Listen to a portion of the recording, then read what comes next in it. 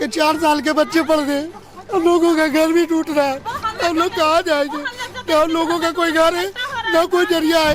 अब यहाँ हम लोग की पूरी जिंदगी की पूरी कीमत लग गई है। हम लोग के पास रहने के लिए कुछ भी नहीं है। कहाँ जाए तो कहाँ जाए? हम लोग के बच्चे छोटे छोटे हैं, हम लोग कहाँ जाए? उनका तो काम ही है तोड़ना, तोड़ के चले जाएंगे। हम लोगों का क्या, हम मरे या जिए उससे क्या मतलब? हमारा घर न जाए, बस हम रहेंगे इसी में, चाहे मर जाए चाहे जिंदा रहे। घर भी जा रहा, रोजी रोटी भी जा रही। कितने लोगों को अटैक पड़ा, कितने लोगों को पड़ेगा, कितनी मौत होगी, इसका जिम्मेदार कौन? ये झोपड़ी है जो झोपड़ी बोल के तोड़ रहे हैं।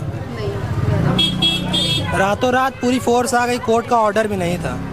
रोड पर रह गए, हमको सबका इंसाफ मिले कि ये रह के जगह बेड़ा आवत रहे, बच्चन को उठा ले गए। कौन कौन मुसीबत यहाँ सहे। सरकार अगर देती तो हमारे कानों तक तो आता, कुछ भी नहीं है। कोई सरकार नहीं आई है, कोई नेता, कोई विधायक, कोई भी नहीं आया। ऑलरेडी लोग मार खा चुके हैं, औरतें 4 औरतों को अटैक पड़ चुका है। अपनी मड़ैया परी रहन, सब्जी साग बेच के कोई तरह गुजारा तो कर लेते। चार बच्चे 4 बहुए और हम लोग घर से बेघर किए जा रहे हैं। नमस्कार, मैं श्रेया शुक्ला मौजूद हूँ अकबर नगर में। जैसा कि आप सब देख सकते हैं, मेरे पीछे इतनी भीड़ इसलिए जमा हुई है क्योंकि यहाँ पर तकरीबन इस साइड कम से कम 12,000 और रोड के उस साइड कम से कम 12,000 घर हैं, जिन घरों को उन लोगों को बेघर किया जा रहा है उन घरों से। चलिए हम लोगों से बात करते हैं कि क्यों ऐसा उनके साथ किया जा रहा है। आइए। जगह बेड़ा आवत रहे, बच्चन को उठा ले गए। कौन कौन मुसीबत यहाँ सहे। इतनी गठभरा बारू के अंदर रहन, कुकरेल से पानी ला ला के लिपित रहे, पोतित रहे। अब जब तन पेट काट के 4 पैसा जोड़ के बनवाएं तो अब बताओ कहाँ जाइए? अब तो कुछ है नहीं अपने पास। आदमी भी बूढ़े हो गए, कुछ कमाते नहीं, दोनों आखिर में मोतिया बिंद है। अब बताओ कैसे जीवे बुढ़ापा में? अपनी मड़ैया परी रहन, सब्जी साग बेच के कोई तरह गुजारा तो कर लेते। हमारा घर न जाए, बस हम रहेंगे इसी में, चाहे मर जाए चाहे जिंदा रहे, हम कहीं नहीं जाएंगे। सब तुड़वाई दिए नहीं, हम लोग बिन घर का है, कहाँ जावा जा रहा है? छोटा बच्चा है, 2 बिटिया हैं, सन। तो अभी कहाँ रह रही है इस टाइम? कहीं नहीं, यही रोड पर रह गए। हमको सबका इंसाफ मिले कि ये रह के। और सर सारा सामान सब रोड पर रखवाई दिन है। और कोई दूसरा रहने के लिए कुछ व्यवस्था नहीं की सरकार? कुछ नहीं। गए थे तो कहा रहे कि यहाँ अभी कूड़ा वाला आगे तो तुमको देगा, हमको कूड़ा वाला देगा। सुनवाई चल रही थी, कोर्ट से ऑर्डर भी नहीं आया था, पूरी फोर्स पहुंचा दिए। पूरी फोर्स यहाँ लगवा दिए, रात में ही बल्ली मंगवा के अभी देखिए बल्लियों के निशान लगे। तो ऐसा क्यों हो रहा है कि अचानक से एकदम से सारे लोगों को घरों से बेघर किया जा रहा है? बेघर किया जा रहा है, जमीन खटक रही है और क्या है। ये मेन रोड इधर अयोध्या रोड मेन हाईवे, ये इधर कुर्सी रोड ये हाईवे, उधर जा रही हैं तो इधर देखिए मेट्रो स्टेशन है, इधर पॉलिटेक्निक है। बस्ती कितनी सही जगह में है। आप अगर खुद जाएंगी देखेंगी तो झोपड़ी बस किनारे है, बस किनारे है। ये देखिए मकान दिखाइए जरा कैमरे में, ये झोपड़ी है जो झोपड़ी बोल के तोड़ रहे हैं। रातों रात पूरी फोर्स आ गई, कोर्ट का ऑर्डर भी नहीं था। पहले तोड़ चुके थे, अब क्या तोड़ेंगे? इजाजत किसकी चाहिए उनको? अगर इजाजत लेना होता तो तोड़ते क्यों? इजाजत लेना, कोर्ट की इजाजत लेना होता तो तोड़ते क्यों? उनका तो काम ही है तोड़ना, तोड़ के चले जाएंगे। हम लोगों का क्या, हम मरे या जिए उससे क्या मतलब है? मैम क्या मार खा ले? ऑलरेडी लोग मार खा चुके हैं, औरतें 4 औरतों को अटैक पड़ चुका है। उनको क्या फर्क पड़ता है? कीड़े मकोड़े समझते हैं वो लोग, कई बोल भी दिए हैं कीड़े मकोड़े हैं, मरते रहेंगे।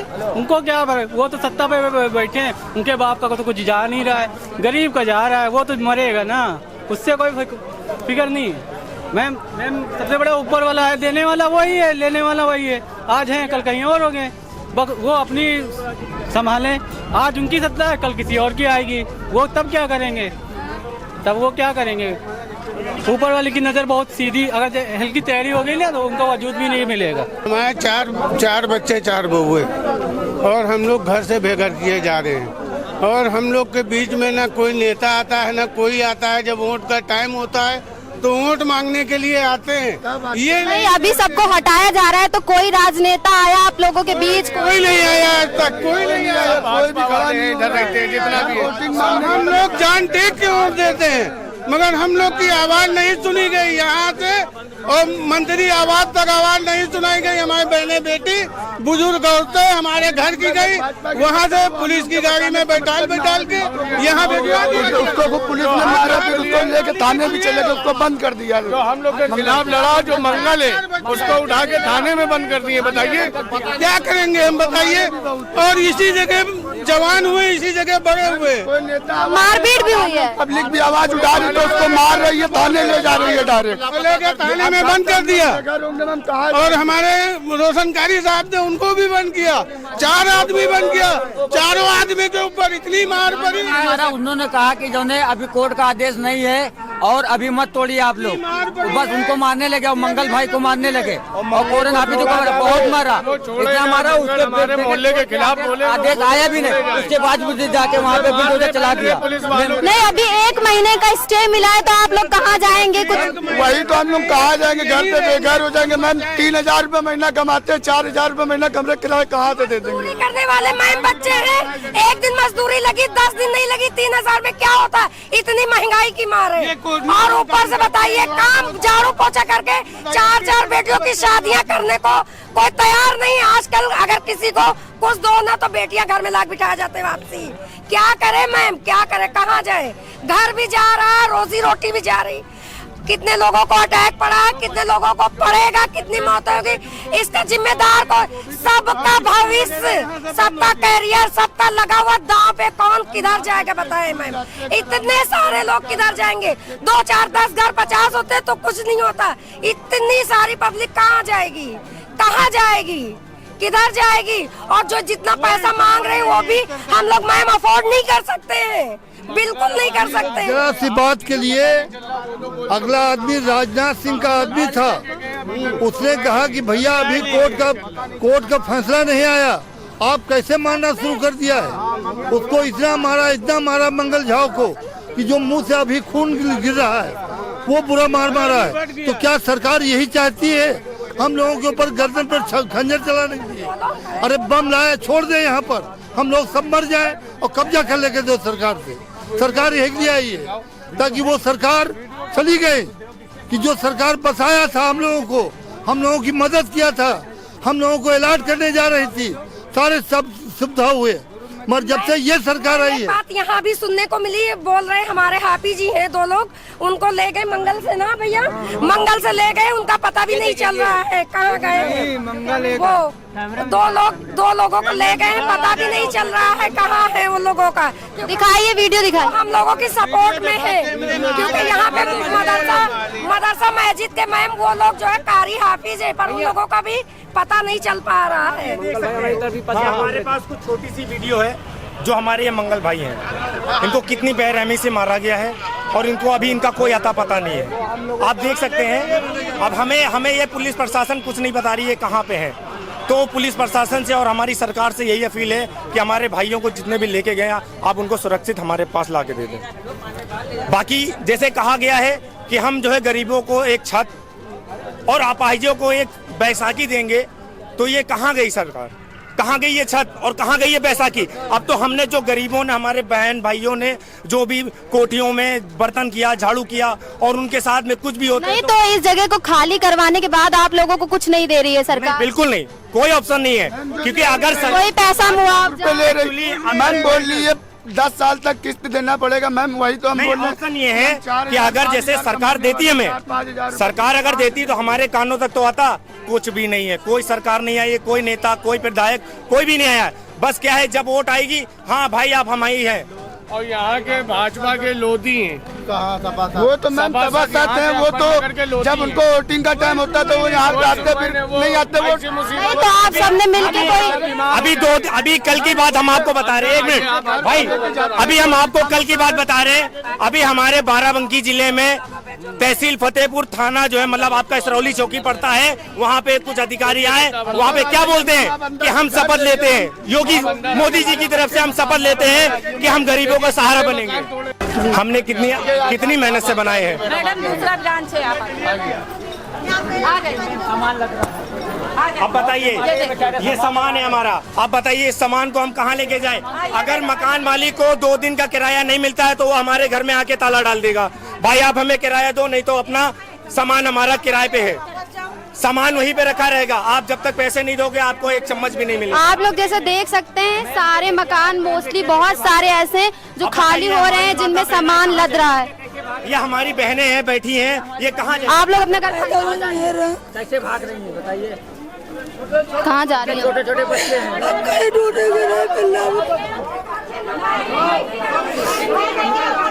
कहाँ लेके जाए?